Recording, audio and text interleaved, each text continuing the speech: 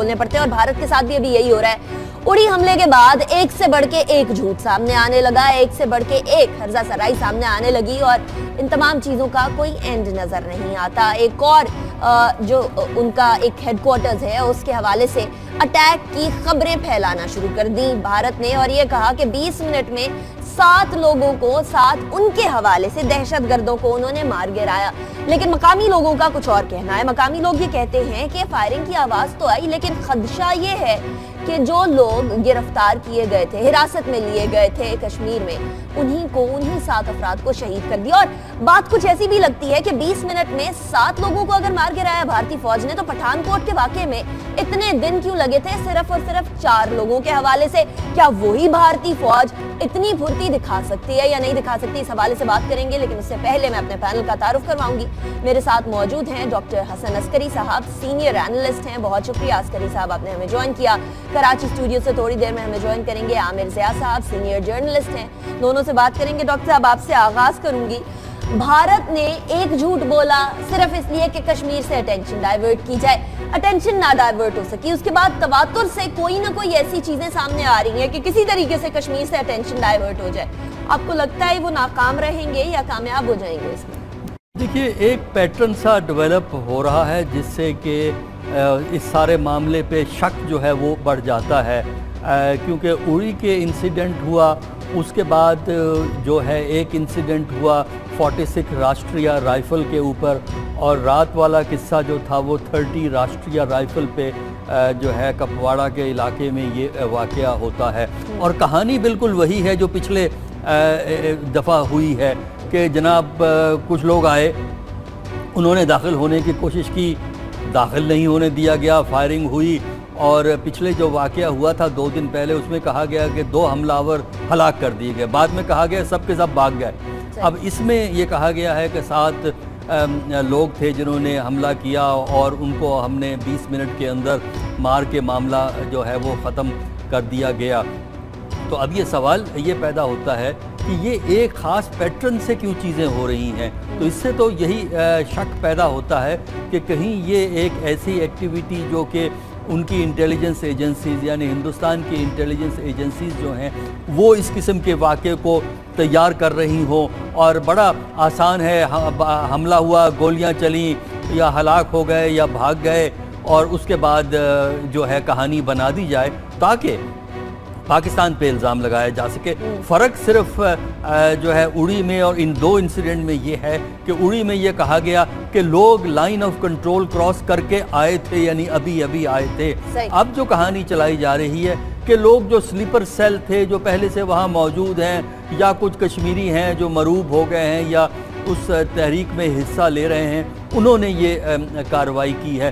बुनियादी मकसद हिंदुस्तान का जो हमें नज़र आता है वो ये है कि जो कश्मीर में जुल्म और तशद्दुद और जबर हो रहा है उस पर तवज्जो न हो जाए, बल्कि इसको टेररिज्म का किस्सा बना दिया जाए कि यहाँ हमला हो गया, वहाँ हमला हो गया। सवाल ये है कि अगर इस तरह हमला हो रहा है तो हिंदुस्तान की सिक्योरिटी की प्रोफेशनलिज्म, हिंदुस्तान की राष्ट्रीय जो राइफल है उनके प्रोफेशनलिज्म पे तो स्टेट अवे शक पैदा हो जाता है। लेकिन उसी को तो जस्टिफाई करने की कोशिश भी कर रहे हैं। आमिर ज़िया साहब भी हमारे साथ लाइन पर मौजूद हैं। आमिर ज़िया साहब, बहुत शुक्रिया आपने हमें ज्वाइन किया।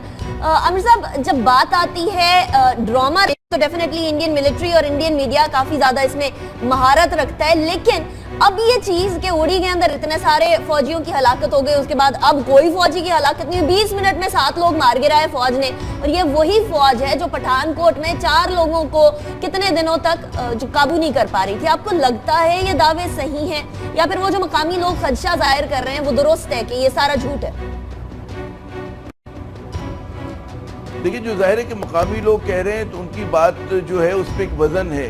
वजह क्या है उसकी कि हिंदुस्तान बहुत कोशिश कर रहा है कि जो एक लिमिट तहरीक आज़ादी है उसको किसी न किसी नाते से उसको दहशतगर्दी से जोड़ा जाए।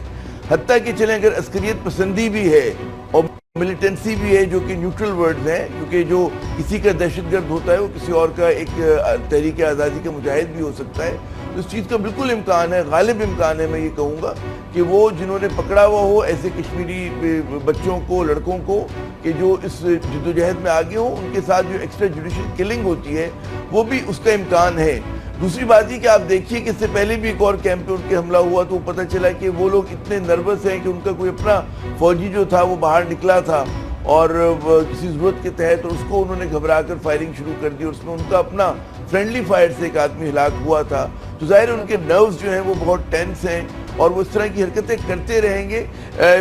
पार्ट ऑफ देयर स्क्रिप्ट मैं कहूँगा जनाब। जी 70 साल के करीब होने को आए हैं डॉक्टर साहब। 70 साल में कश्मीर की आज़ादी की जंग को दबाया नहीं जा सका और लगता भी नहीं है कि आने वाले वक्तों में दबाई जा सकती है। अगर लाखों अफराद खड़े हुए हैं, अपने हक के लिए खड़े हुए हैं, तो कोई रीजन तो है ना। मतलब भारत को भी अभी अंडरस्टैंड करना पड़ेगा, जो वहां के भी बहुत सारे ऐसे हलके हैं जो अक्ल फहम रखते हैं, वो ये चीज रियलाइज करते हैं कि कश्मीर का मसला हल करना पड़ेगा, उसको दबाया नहीं जा सकता इस तरीके से जैसे दबाने की कोशिश की जा रही है। देखिए, जो कश्मीर में इस वक्त स्ट्रगल हो रही है वो एक अवामी रद्द अमल है। हकीकत में इस तहरीक का कोई जो है ख़ास लीडर इस वक्त नहीं है। यानी जो हुर्रियत कॉन्फ्रेंस है, सही मानों में हुर्रियत कॉन्फ्रेंस के कंट्रोल में ये तहरीक नहीं है, बल्कि ये तहरीक खुद मुख्तार अंदाज में, जिसमें मेजॉरिटी जो है 80% जो है नौजवान हैं, कॉलेज और यूनिवर्सिटी के स्टूडेंट जो हैं। और ये सिलसिला हमने कश्मीर में जो तब्दीली बड़ी आई थी वो सबसे पहले 1989 और 90 में आई, जब आवाम ने आगे बढ़कर इसमें शिरकत की और जद्दोजहद का सिलसिला जो 1989 और 90 में शुरू हुआ था वही अब वक्तन फ़वक्तन हमें नज़र आता है। और मौजूदा फेज़ में नौजवान लोग जो हैं इसमें शामिल हैं और हिंदुस्तान के अंदर भी बहुत से ऐसे लोग हैं जो ये समझते हैं कि क़ुव्वत का इस्तेमाल अवामी सतह पर जो है एक स्टेज के बाद बेमाने हो जाता है। जब प्रोटेस्ट करने वाला मरने को तैयार हो जाए तो कुव्वत जो है वो बेमाने होके रह जाती है। कुव्वत के पास तो खौफ मरने का ही होता है ना। अगर ये खौफ निकल गया प्रोटेस्ट करने वालों का और वो मरने को तैयार हैं, तो आप क्या 4 बंदूकें हैं, आप 400 बंदूकें वहाँ चला दीजिए, कोई उसका फ़र्क नहीं पड़ता। तो हिंदुस्तान में भी लोगों को एहसास है और हिंदुस्तान की हुकूमत जो आजकल प्रोपेगेंडा कर रही है या ये वाक़यात कर रही है, इसका बुनियादी मकसद तो यही है कि दुनिया को दिखाया जाए कि जनाब वहाँ तो टेररिज्म हो रहा है, देखिए हमारे कैंप्स पे ये लोग हमला कर रहे हैं और एक माहौल को ख़राब कर रहे हैं, देखिए पाकिस्तान इनको शय दे रहा है। तो इसका तरीक़ाकार यही है कि हिंदुस्तान की हुकूमत जो है वो इन लोगों से उनकी शिकायत को सुने, इनसे बात करे और कोई ऐसा मुस्तकिल हल निकाला जाए जो कि इस खित्ते में अमन पैदा करे। कश्मीरियों की जो एस्पिरेशंस हैं, कश्मीरियों की जो ख्वाहिशात हैं, उसको रिफ्लेक्ट होना चाहिए किसी भी सोल्यूशन में कश्मीर के। लेकिन सोल्यूशन के लिए डॉक्टर साहब ये भी तो ज़रूरी होगा ना कि दोनों तरफ, जिस तरह यूनाइटेड नेशन के मुबसरीन पाकिस्तान की तरफ के कश्मीर में हैं, उसी तरीके से इंडियन कश्मीर की साइड पर भी जाया जाए जो इंडियन ऑक्यूपाइड कश्मीर है। आमिर ज़िया साहब जाने तो देते नहीं मुबसरीन को, इंटरनेशनल जितने भी लोग आते हैं, ऑब्जर्वर्स आते हैं, उनको वहाँ नहीं जाने दिया जाता। UNHCR के लोग जाना चाहते हैं, उनको नहीं जाने दिया जाता। ह्यूमन राइट्स के कितने ही लोग जाने की कोशिश करते हैं, उनको मना कर दिया जाता है। तो कैसे फिर बायलैटरल किस्म का सोल्यूशन निकल सकता है? वो तो कहते हैं अटूट अंग है जो कि कश्मीरी मानने को तैयार नहीं। देखिए, बात ये मैं समझता हूँ कि बायलैटरलिज्म जो है वो फेल हो चुका है पाकिस्तान और भारत के दरमियान।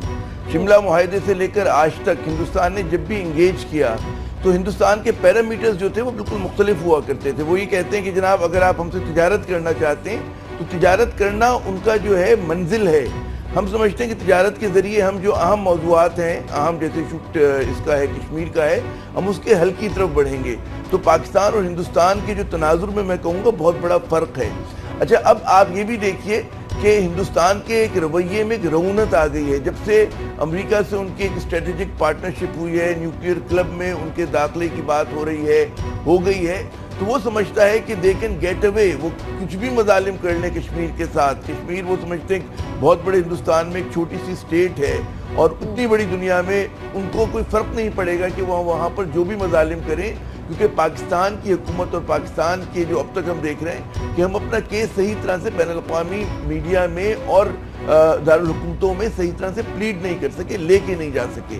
तो मैं नहीं समझता कि अगर आप बायलैटरलिज्म में दोबारा भी इंगेज होंगे तो पहली बात हुई कि मना नहीं करना चाहिए। अगर हिंदुस्तान बात करे तो बिल्कुल बात करे, लेकिन पाकिस्तान को अपने उस हक को नहीं छोड़ना चाहिए कि हमें इसको इंटरनेशनलाइज करना है।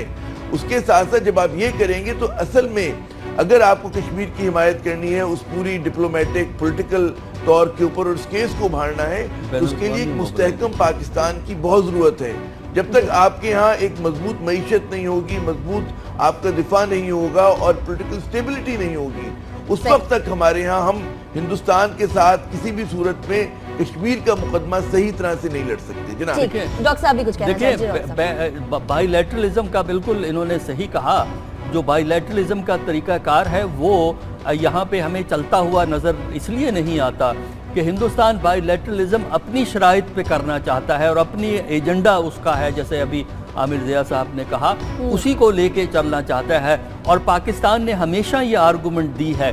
1972 میں جب شملہ ایگریمنٹ سائن ہوا تھا, اس کے فوراً بعد ذوالفقار علی بھٹو صاحب کا جو آرگومنٹ تھا کہ ہم بائی لیٹرلزم پہ بات کریں گے, لیکن اگر بائی لیٹرلزم کام نہیں کرے گا تو جو انٹرنیشنل لاء کے اسٹیبلش طریقے ہیں ڈائیلاگ کرنے کے یا مطالبہ کرنے کے, اور اقوام متحدہ کے ریکگنائزڈ چینلز موجود ہیں, ہم ان چینلز کو بھی انووک کریں گے. یہ بات پاکستان نے 1972 شملہ معاہدے کے فوراً بعد بھی کہی تھی, اور پاکستان کے لیے لازم ہے کہ بین الاقوامی سطح پر جو ہے پبلک اوپینین کو موبلائز کرے.